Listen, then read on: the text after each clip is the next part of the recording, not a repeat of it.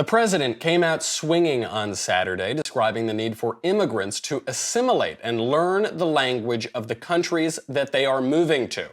He also explained how there is legitimate fear among native populations over the massive influxes of newcomers. The only surprising aspect of those statements is that they were not made by President Donald Trump. They were made by President Barack Obama. That's a far cry from the open borders policies of the modern Democrat Party. We will examine what that shift means for the left in 2020. Then, speaking of 2020, Democrat Congressman and presidential candidate Eric Swalwell tweeted out yesterday, "I am you," which contradicts my previous belief that he was he and I am me and we are the walrus. Goo goo gajoob. Finally, the mailbag. I'm Eric Swalwell, and this is the Eric Swalwell Show.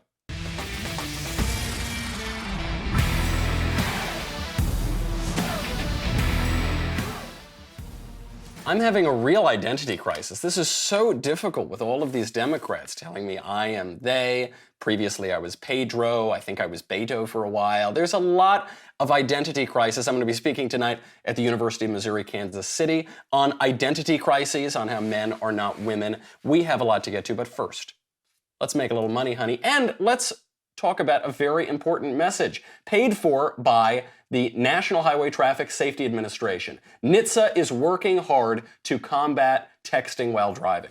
Cops are writing tickets for people all over the place, well, if they text while they drive. You drive, you text, you pay. Thousands of people will die every year in crashes related to distracted driving, and cops are writing tickets for those who do it. Texting and driving isn't just a dangerous problem, it is deadly. In fact, thousands of people die every year in crashes related to distracted driving. That's why cops are out writing tickets for those who text while they drive, and they're doing it to save lives. Between 2012 and 2017, nearly 20,000 people died in crashes involving a distracted driver. And if your own safety isn't enough reason to stop driving while distracted, here's another one. It's also illegal. So remember, if you text while driving, you will get caught. You drive, you text, you pay. Texting and driving isn't just a dangerous problem, it's deadly. And if you drive while distracted, you are 3 times more likely to crash. Far too many people still don't recognize the dangers. Do you know that when you send or receive a text, you take your eyes off the road for about 5 seconds, and at 55 miles per hour, that's like driving more than the length of a football field with your eyes closed. It's why cops are writing tickets to anyone caught texting while driving, and they're doing it to save lives. Remember, if you text while driving, you will get caught. You drive, you text, you pay. It's just generally speaking, it's very stupid to text while you drive. And how bad will you feel if you get into some awful accident that hurts you or hurts somebody else because you can't wait to say tee-hee-hee and send an emoji? Don't be stupid. So these comments that came out on Saturday from the president are provoking shock, consternation at the xenophobia, the bigotry, the hatefulness. The President of the United States saying that we should force immigrants to our countries to assimilate. We should encourage them to assimilate. It is incumbent on them to assimilate, to learn the language. How xenophobic. Doesn't it sound just like Donald Trump, except it's not Donald Trump. It is Barack Obama. Here is him saying it himself. If you're going to have a coherent, cohesive society, then everybody has to have some agreed upon rules. It's not racist to say, if you're going to be here, then you should learn the language of the country that you just arrived at. That's not racist. That's actually true. It's exactly true. What he is saying is exactly right. He opens up, he says, should we want to encourage newcomers to learn the language of the country they're moving to? Of course. It's not racist to say if you're going to be here, you should learn the language of the country you arrived at. Of course. We need to have some sort of common language in which all of us can work and learn and understand each other. Of course, this is simply natural in a republic such as ours, especially in a republic where you have to govern yourselves. You need to be able to talk to each other. And quite literally, you need to share a language. Even if you don't use words in exactly the same way, even if you don't share opinions, even if you don't share a view of the world, you at least need to have the same words and symbols and language that will allow you to communicate.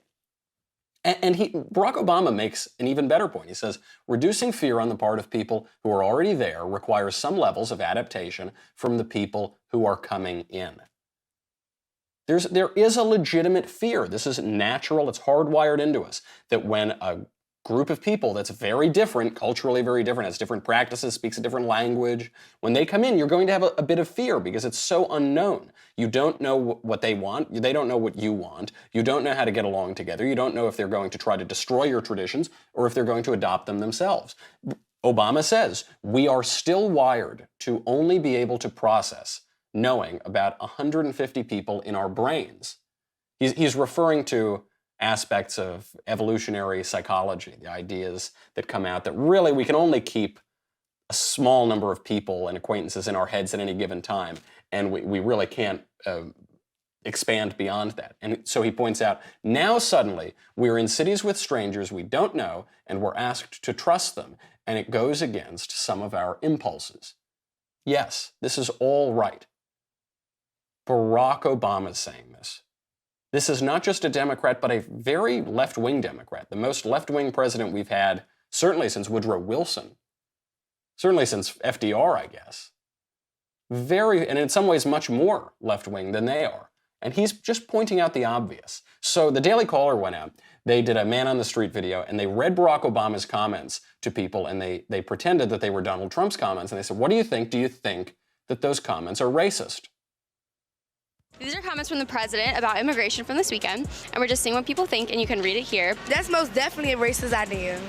I don't know what he's doing. He just stop what he's doing for real. It's extremely racist for him to believe that English is the only language that we should know. I don't agree with that statement that you have to learn English in order to come to this country. So you're not in favor of any kind of assimilation at all? No, I'm not. English isn't even the dominant language in the world. I'm against the idea of forcing people to learn English or saying that if you don't learn English, you can't get a job here. Do you think people should adopt any parts of American culture or not really?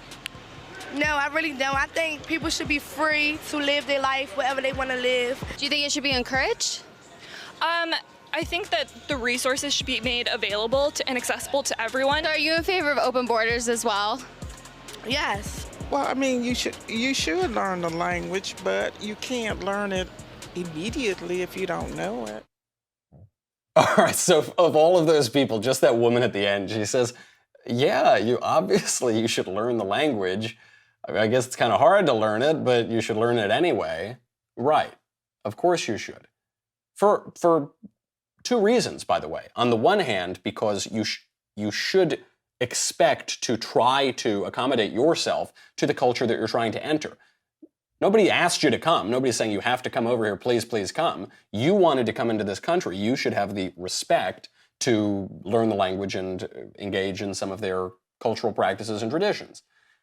Also, if you don't learn the language, you will not have a successful life. If you come to America and you refuse to learn English, or you say, no, you're going to take the advice of this leftists and not learn English, you're going to have a terrible life. You're not going to be able to get a good job. You're not going to be able to make strong social connections to your community. It's just awful advice. It's that classic road to hell is paved with good intentions.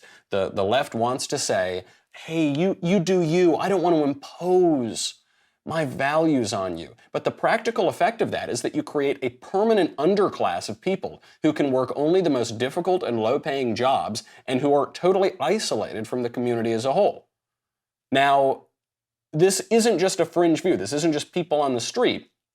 This is the mainstream view of the Democrat Party. Don't assimilate, don't learn the language, come over, open borders, come on over, don't pay any respect not only to traditions, but to laws. As recently as, 10 years ago, you had leading Democrats, guys like Chuck Schumer, who were basically saying exactly what Donald Trump is saying on immigration and exactly what Barack Obama is now saying on immigration. Here's just a cut-up of Chuck Schumer and Donald Trump. You can barely tell the difference. The American people want their government to be serious about protecting the public, enforcing the rule of law, and creating a rational system of legal immigration that will proactively fit our needs rather than reactively responding to future waves of illegal immigration. But we want an immigration policy that's fair, equitable, but that's going to protect our people. What the American people are pleading for is sanity and common sense in our immigration system. So that's it. Now, by the way, Barack Obama and Chuck Schumer and all those guys were quite radical in practice on immigration. In practice, they were encouraging open borders. Barack Obama gave a recklessly unconstitutional executive amnesty to illegal aliens in the country. However, in their rhetoric, they were not that radical. In their rhetoric, they were sort of normal. And this gets to this line from Rochefoucauld, who famously said, "Hypocrisy is the tribute vice pays to virtue." So they might have taken these vicious actions. They might have had open borders and been encouraging people to come in and not to assimilate. But at least in their language, at least in their rhetoric, they were paying tribute to the virtue of assimilation, of enforcing the law, of making people wait in line, not letting certain people cut the line just because they're from a country closer by than, say, a would-be American immigrant from Ghana or Nigeria or Southeast Asia. So in the mainstream now, we've gotten rid of even paying tribute to virtue. Nancy Pelosi is saying that physical borders to protect our national sovereignty are immoral and ineffective. Of course, that never made any sense. It could only be one or the other. If it's ineffective, it's not immoral. If it's immoral, it's not ineffective. But to say that it is immoral is to now say we have no right to an immigration regime. We have no right to expect anything from immigrants who would come to this country. We have no right to expect not just that they would learn the language, not just that they would assimilate and take on cultural practices. We don't even have the right to expect that they would come into our country legally. We don't even have the right to expect that they would, in their first action in the country, respect a fundamental law. How do we know this for a fact? Alexandria Ocasio-Cortez, when she was not even a congresswoman yet, when she was running, she endorsed the policy of abolishing ICE, abolishing Immigration and Customs Enforcement. A radical policy. And what happened? Did the Democrats laugh at her and push her away? No, they all endorsed her policy. Beto O'Rourke, Kamala Harris, Kirsten Gillibrand, Liz Warren. These are people who are now running for president. They all followed suit. They all endorsed abolishing ICE. Now then, some of them backed off of it. Kamala Harris is trying to pretend now that she didn't endorse it. She totally did. All of those guys did. We're talking about Senate Democrats. We're talking about presidential candidates. A bunch of congressmen followed suit. The far left-wing Democrat mayor of New York, Bill de Blasio, followed suit. He said, ICE's time has come and gone. We can't have enforcement of our immigration laws. Now, Kirsten Gillibrand doesn't show us very much because she's a completely mediocre candidate who is probably going to be out of the Democrat presidential race before the first debate. But she's an interesting case study because she had positioned herself for her whole career as a moderate, as a middle-of-the-roader, centrist, we can all work together. She was trying to position herself like Hillary was in the 2000s, and she was kind of the next Hillary Clinton. Now she is not only taking a leftward radical turn, she's actually apologizing for all of her old positions. Here she is at a town hall saying, please forgive me for formerly saying that illegal immigration is a bad thing.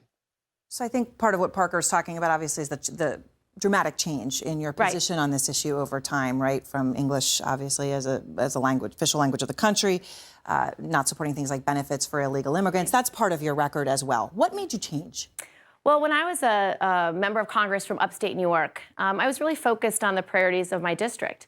When I became senator of the entire state, I recognized that some of my views really did need to change.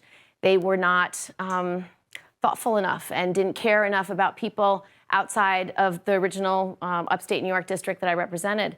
And so I learned. And I think for people who aspire to be president, I think it's really important that you're able to admit when you're wrong and that you're able to grow and learn and listen and be better and be stronger. This is actually a pretty good answer from her. It's about as good an answer as she can give. She's saying, when I held those views, I had local interests that I was representing in the Congress. But then I became a senator, and I had broader interests. Okay, now the problem with this distinction here, the problem with this excuse, is that even when you're elected to Congress, you're not just being elected to represent some petty, tiny interest. You're being elected for your judgment to represent a local interest and the national interest. That's why you're in the federal government. But she actually corrects this a little bit too, and I think you're going to be hearing a lot of Democrats giving this same answer. But first, let's make a little money, honey, with Purple Mattress. You know, I'm on the road. You can see I'm in a hotel room right now. My back hurts. My back hurts very much. Why does my back hurt? Because last night I didn't get to sleep on my Purple mattress. I had to sleep on some stupid hotel mattress. I love my Purple mattress. I've had back pain for most of my life, and the Purple mattress really, really helps. It is this amazing technology. It is not an inner spring. It is not like a memory foam. It is this proprietary, space-age, crazy technology. It was literally developed by a rocket scientist. I don't really know how to describe it. You just have to try it out because it's both firm and soft at the same time. How is that possible? I can't tell you. You have to experience it to believe it. It is amazing. I was super skeptical of this thing going in. I didn't want to get rid of my old mattress. Then I tried it out one night. I got rid of that old mattress quickly as I possibly could. I can't say enough about Purple. You have to go try it. You get a 100-night risk-free trial. If you're not fully satisfied, you can return your mattress for a full refund, backed by a 10-year warranty, free shipping and returns free old mattress removal, free setup. You're going to love it. Right now, my listeners get a free Purple pillow with the purchase of a mattress. These pillows are fabulous too. The only way to get this Purple pillow right now is to text Knowles, Knowles, to 84888. That's in addition to all the great free gifts they offer site-wide. Only way to get the pillow, Knowles, to 84888. Text Knowles to 84888. Message and data rates may apply. So Kirsten Gillibrand, this is her excuse. She says, well, I represented a local interest, and then I represented a bigger interest, and I changed my views. That doesn't quite explain it. Because basically what she's admitting is I had poor judgment, and I was petty and selfish, and then I became, I don't know, still petty and selfish, but my circumstances changed. Not a great answer. So she actually does go further, and she says, yeah, I realized I was wrong. I was wrong. She says she was wrong to encourage immigrants to learn English, to encourage immigrants to assimilate, to oppose illegal immigration. That she was wrong. I'm sorry. Mea culpa, mea maxima culpa. That's what she's saying. How pathetic. But this is the way that the whole race is going to go. When you look at these candidates who are like weather vanes. When you look at the weather vane candidates, like Kamala Harris is one of them, Kirsten Gillibrand is very much one of them, Beto is one of them, a lot of weather vane candidates out there, the ones who say, make me into whatever candidate you want, shape me however you want to shape me. Eric Swalwell, I am you, Eric Swalwell. For those weather vane candidates, they're telling us which way the party is going, and it is very clear the wind is all blowing in the direction of open borders and illegal immigration. And this creates a big problem for Democrats in 2020. Americans hate illegal immigration. By the way, Americans hate large-scale legal immigration too. There was a study that came out from Harvard-Harris at the end of last year. It showed that the majority of Americans want to radically reduce even the number of legal immigrants coming into this country.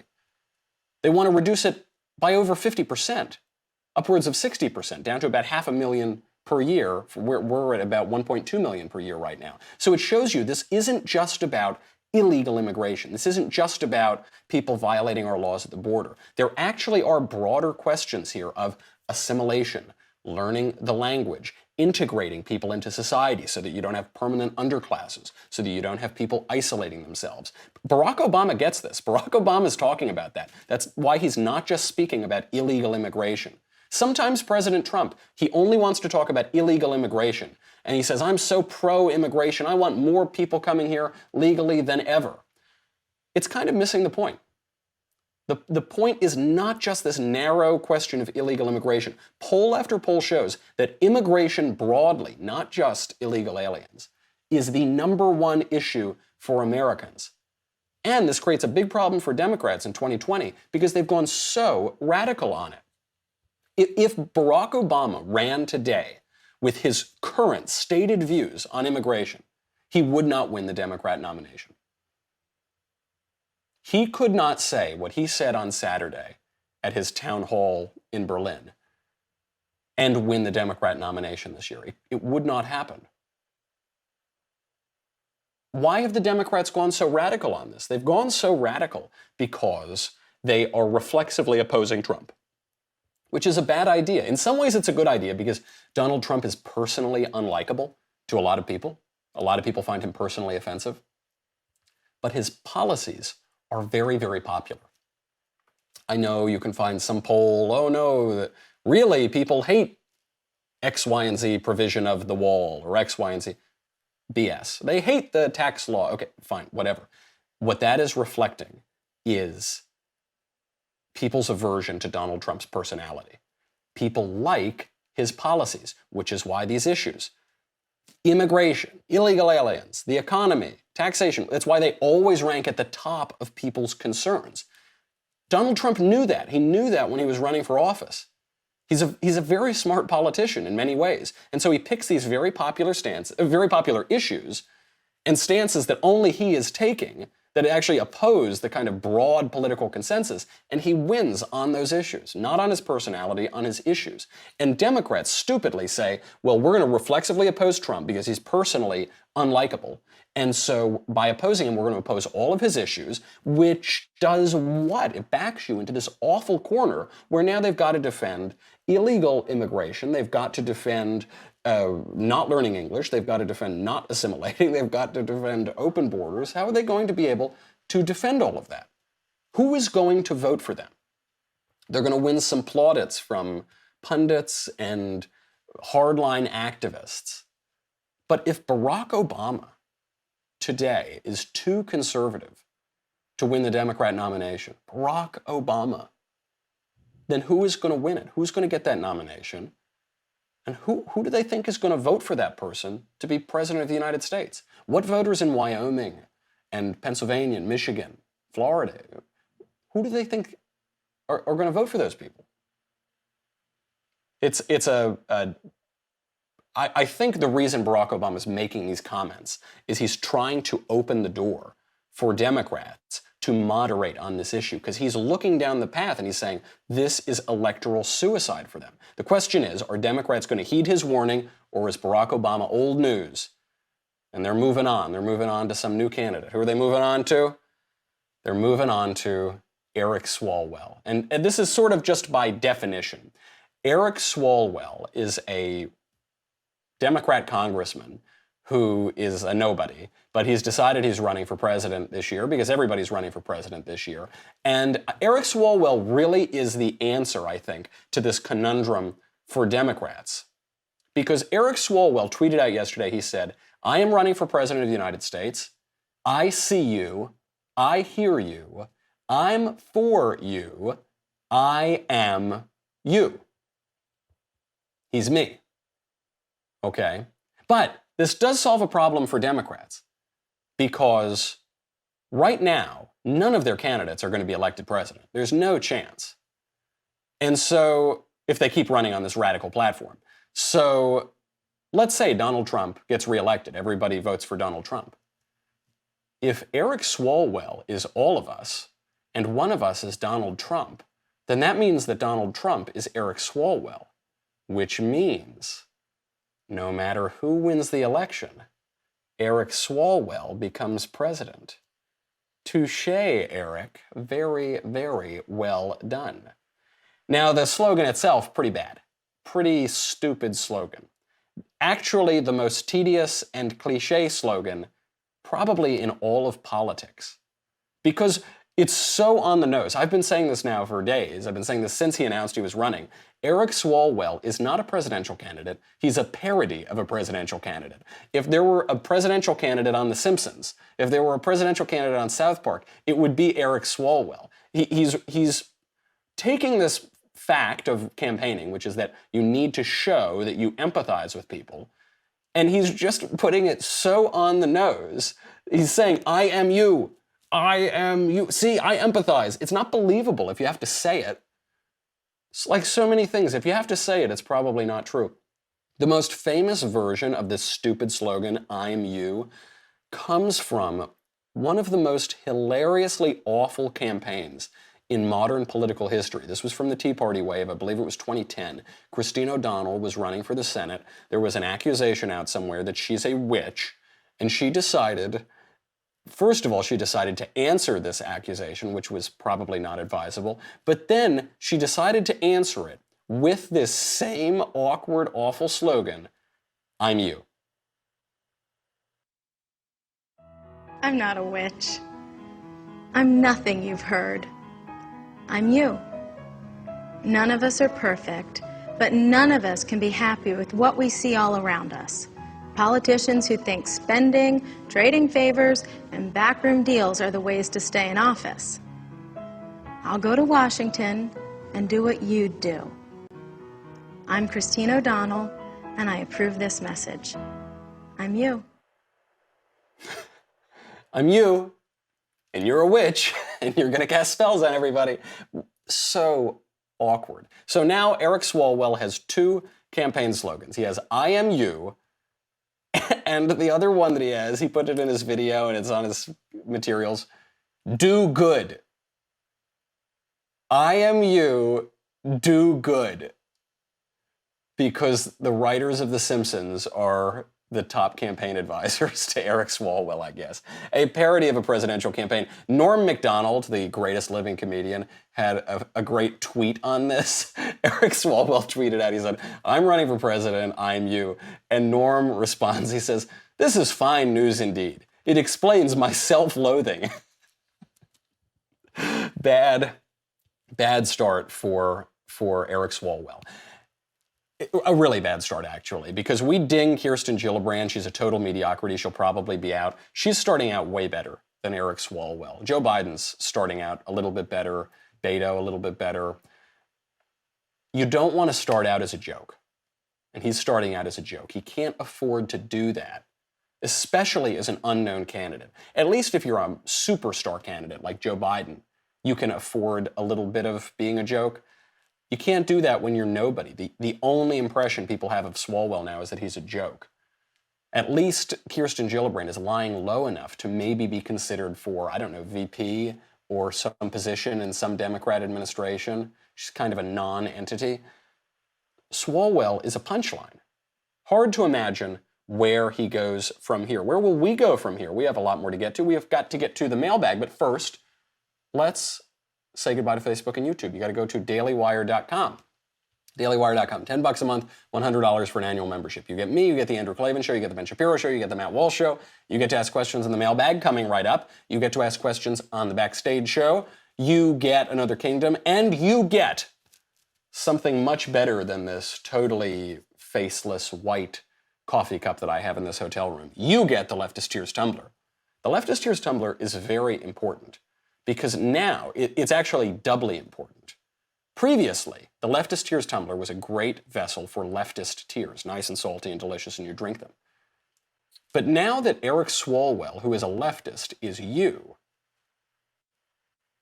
then I guess that means the Leftist Tears Tumbler is a vessel for all of our tears. You've just gotten, it's a twofer. You've doubled your usage of the Leftist Tears Tumbler. You can't afford not to get it. Go to DailyWire.com. We will be right back with the mailbag.